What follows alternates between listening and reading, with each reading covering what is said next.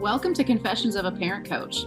I'm Coach, a mother of four, and potty talker, Ann Kaplan. This is the podcast where I confess something from my own parenting and coaching life, teach a lesson around it, and answer your questions. Even we parenting experts are far from perfect, and the real magic happens when we get down with all that imperfection. We get into the gritty side of parenting here, so earbud up and dive in. Welcome into another episode of the podcast, listeners. I am so pumped to be with you again. It's been a while since I recorded a podcast episode, and now I'm switching it into the complete opposite gear because I am going to be recording my entire summer's worth of episodes in the next week or two. And so I have so many great topics for you. If you look at my little planned out spreadsheet for the summer, it's just oh my gosh, I can't wait to talk about all of this stuff. And what I want to talk to you about today, well, first and foremost, what I want to talk to you about today is the retreat in the fall. You guys, I'm recording this on June 1st, which is the last day officially for early bird pricing. And I have a beautiful special offer to extend to you today, just people listening to this podcast, which is if you come to me and tell me you want to come on the retreat and you mention that you heard me say this on the podcast, you will still get early bird pricing, even though it's after June 1st. So remember to mention to me, hey, I listened to your podcast and you said you'd give me early bird pricing, even though it's June 10th when I'm reaching out to you. Do it. And you will get early bird pricing, which will save you several $100 actually. But if you've been listening to me talk about the retreat, if you've been thinking about coming on the retreat, if you heard me talking to my past retreat guests on this podcast and were like, wow, this sounds kind of crazy and awesome. First of all, you're right. It is crazy and awesome. Every May when I'm talking about the retreat, two conflicting things happen inside of me. One of them is I get so freaking excited and I start having all these amazing whirlwind of ideas of how to flesh out some of the ideas I have for the retreat.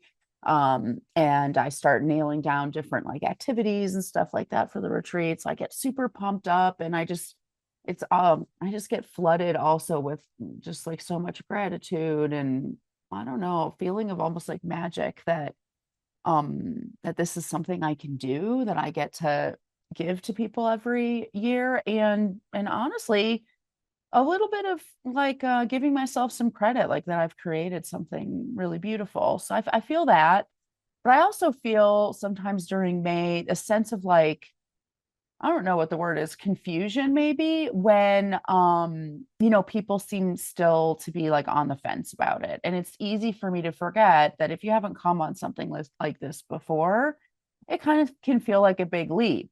Because from where I sit on the other side of that is every year, almost everybody who's come on the retreat comes back the second year. I've got these amazing testimonials from all of these moms who have come on the retreat in the past about how bonkers it is.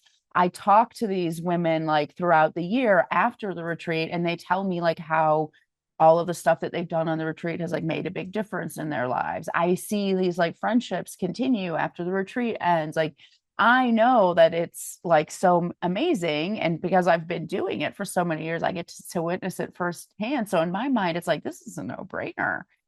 And it always is a little bit of a reminder, a grounding, honestly, or a humbling in May when, I talk about it. I talk about everybody that, has been on it, talks about it and says all these amazing things. And yet still, here it is June 1st and we still have some open spots. It's kind of wow. I need to remember, how it is for people on the fence about something like this, that it is hard to make a decision for people for lots of different reasons, and how powerful our minds are at keeping us limited and things like that.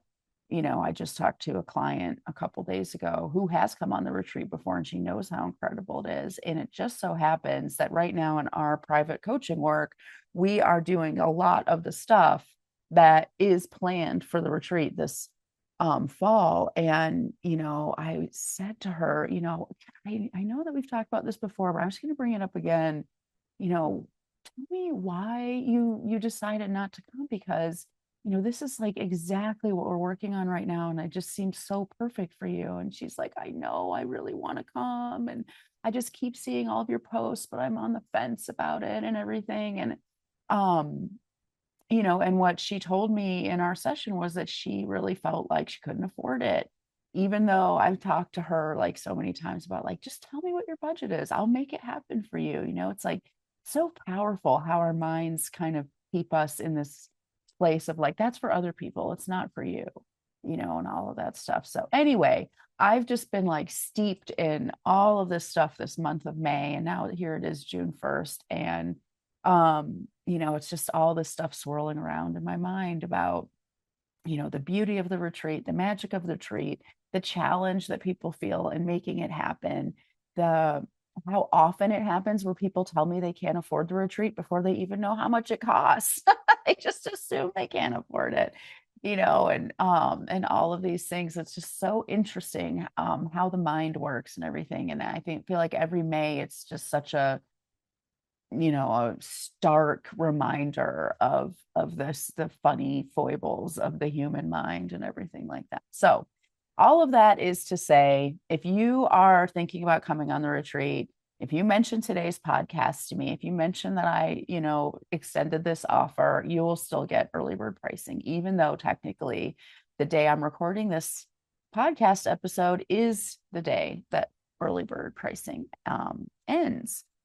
But what I want to talk about today, the podcast, is an idea that I've been working with a lot of my clients on, and which is like in general, what is the source of our pain in all aspects of our life, no matter who you are? Where does your pain come from? And my confession for you today is that I absolutely struggle with this myself. So this, if you saw the name of today's episode, you saw me mention this idea of like being in a relationship with a fantasy. Like, are you living in a fantasy? Are you in a relationship with a fantasy? And I can tell you with absolute certainty, there are aspects in my life where I am. The answer to that question is yes, for me. I am in a relationship with a fantasy. And that is the source of the pain I feel around these areas of my life. And I'll give you an example of that. So, I think part of my work, a huge part of my work in my own personal life, has been growing around my relationship with my parents, and especially my mom. And I can see so clearly now, in ways that I couldn't when I was younger, that one of the reasons why my relationship with my mom is so painful is because I'm having a relationship with her potential, or I'm having a relationship with the potential of our relationship, instead of the reality of who she is, the reality of our relationship. In my mind, there's an idea of like how I wish she would show up in our relationship, how I wish I felt in our relationship, how I wish she had acted in the past in our relationship. I have such an intimate relationship with those fantasies, and it feels like a knife in my heart every time I have an interaction with her. That's not the fantasy, it's the reality. And I think that we do this in tiny ways and huge ways all of the time. And the more that we can, be in relationship with reality, like the present, the truth of a situation, the less pain we experience, even if the truth of the situation is 10 times worse, 10 times more painful than the fantasy that we're trying to have a relationship with. It's that unrequited gap between reality and fantasy that is agonizing to us. And I'm going to give you a few examples from a couple of coaching sessions that I've had recently. So I have a dad that I'm working with he's got teenage kids, and teenagers are not kind all the time. Nobody's kind all the time, but teenagers definitely go through a chapter where they are probably the most selfish that they'll ever be in their lives. the most myopic, the most egocentric, and it causes them to be really unkind, really cruel, frankly, hateful, etc. And anyone who has a teenager has experienced this in some way, shape, or form. And this dad is experiencing this with the way that his son talks to him. Whenever he sets a boundary with his son will say something like, "Oh, I guess you hate me," or "Fine, I hate me," or "You hate me," or very negative talk. And one of the reasons that he does this is because he has found, just like all teenagers find, the one way to talk to your parent that gets under their skin and makes their blood boil. And this for this dad. This dad is just such a loving dad. He cares so much about his kids feeling good, and feeling feeling loved, feeling okay in the world, feeling good about themselves, all of that stuff. And his kids know it. And so the best way for them to get under his skin is to say stuff that you know really pushes that button of his, right? And I've had so many conversations with him where he's talked about, like, I know that he has it in him to be better. Like, there's other times when he is just like so sweet. I know that he's super smart. I know that he really loves me. I know that he knows I love him. Like, I've seen him show up in our relationship in these really like high consciousness, beautiful ways. And, how do I, what do I say to get him to do that? And he's in so much pain because this kid is not behaving that way.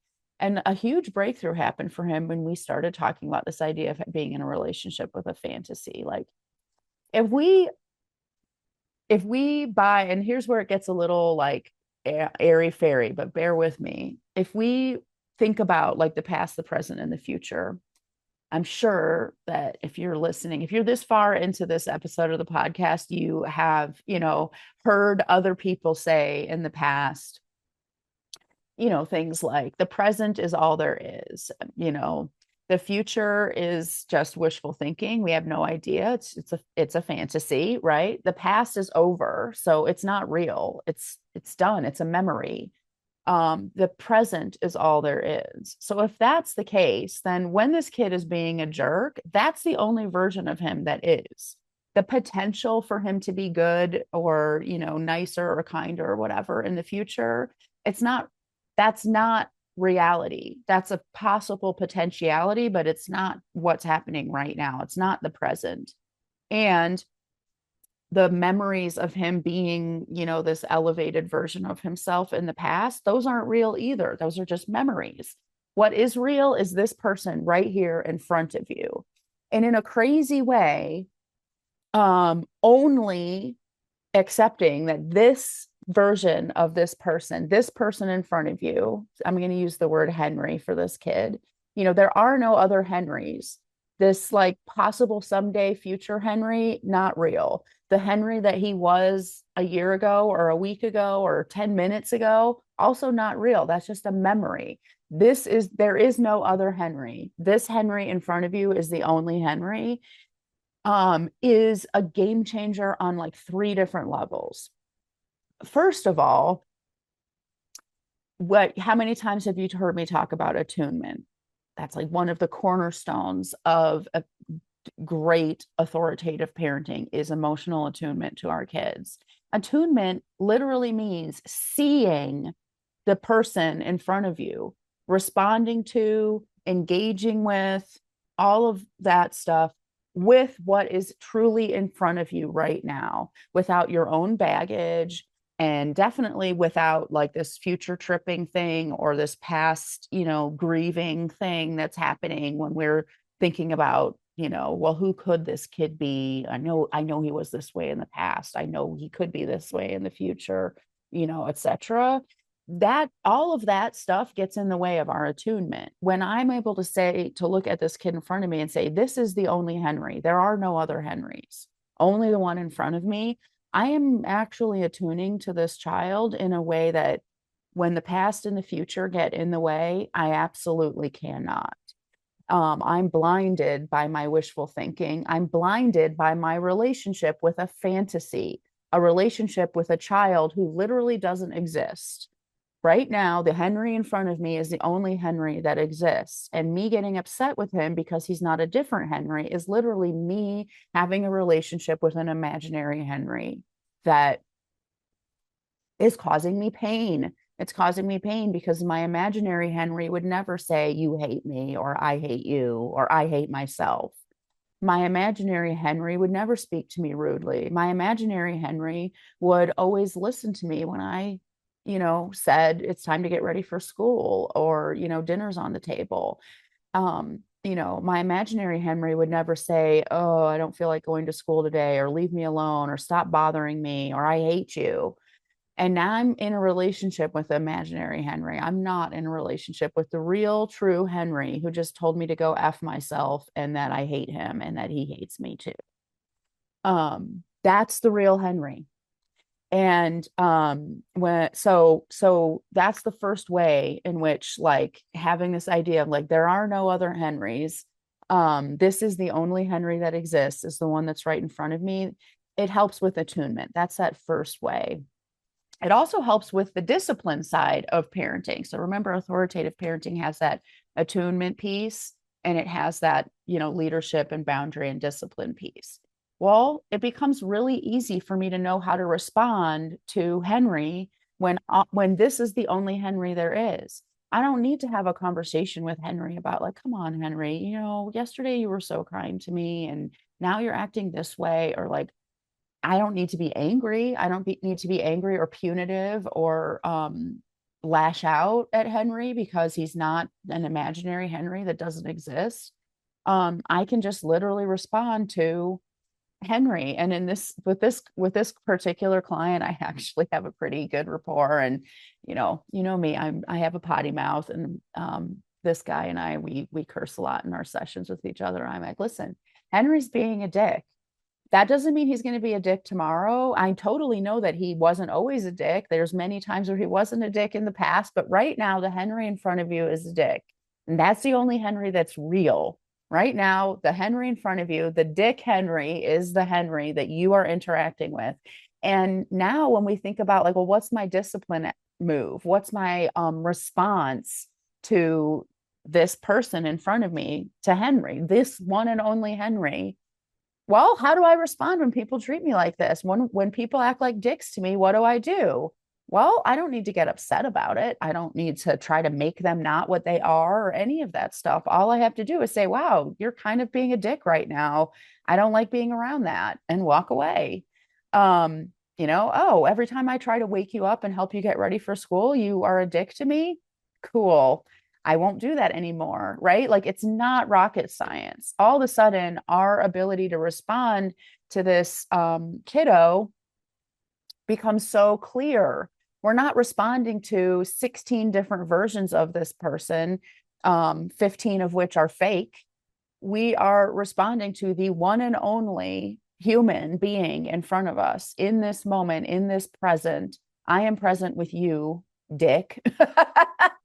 And I am going to interact with the real Dick who's in front of me, not the imaginary hopeful person that I'm excited for you to become. But because I'm not in a relationship with that imaginary hopeful person, I don't have to be angry that you're a dick. I don't have to be shaming you that you're a dick. I don't have to be upset that you're a dick. I just have to, respond to, literally, it is what it is. Who you are right in this moment, that is the response. That is the person I will be responding to, and that is the response that you will get. So that's the second way in which this whole, like, not having a relationship with a fantasy is helpful in our parenting. And the third way is in our own personal experience of parenthood. Because once again, that relationship with a fantasy, it's excruciating to all of us. All of us are having a relationship with a fantasy. Your kid who's treating you like a dick is having a relationship with a fantasy too, probably, like an imaginary parent who lets them sleep until, noon, but then also somehow they didn't end up being late to school, right? Like, it's a fantasy, so it doesn't have to be logical. Like, there's a fantasy world in which my parent doesn't bother me when I'm sleeping. I sleep as long as I want to, but I'm also at school on time and I don't get in trouble at school and blah, blah, blah, right?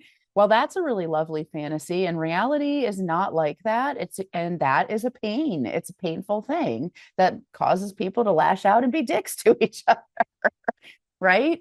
So that painful piece, that's the piece that can go away if we decide, okay, there's no other Henry but the Henry in front of me. I'm not experiencing the pain of loss about this fantasy that I'm in a relationship with, because I'm not having a relationship with a fantasy anymore.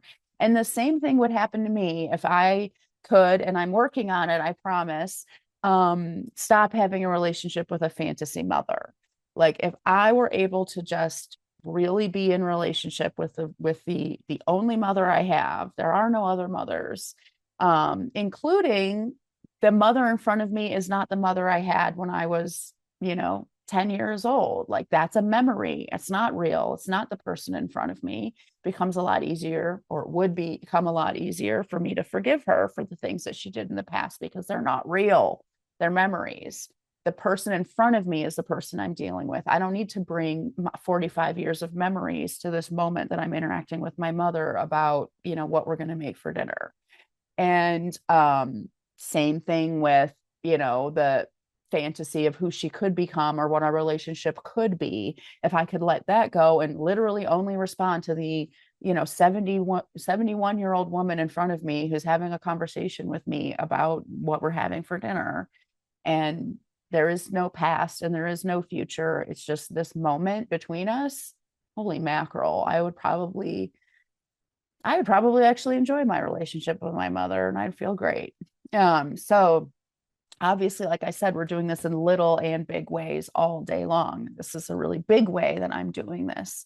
And I'm doing it in little ways too. Right now my 11-year-old he's a preteen. It's preteen times in our house, and you've heard me talk about that in the past. Well, I keep thinking like, okay, I know from experience, this isn't my first rodeo. You know, this is my fourth go around, with a preteen. And I know that in a couple of years, the dust is going to settle. We are going to come back down to earth, and, it's going to be great between us and blah, blah, blah, blah. And I just keep thinking about that. And it's making it so that I am not present to what's happening right now.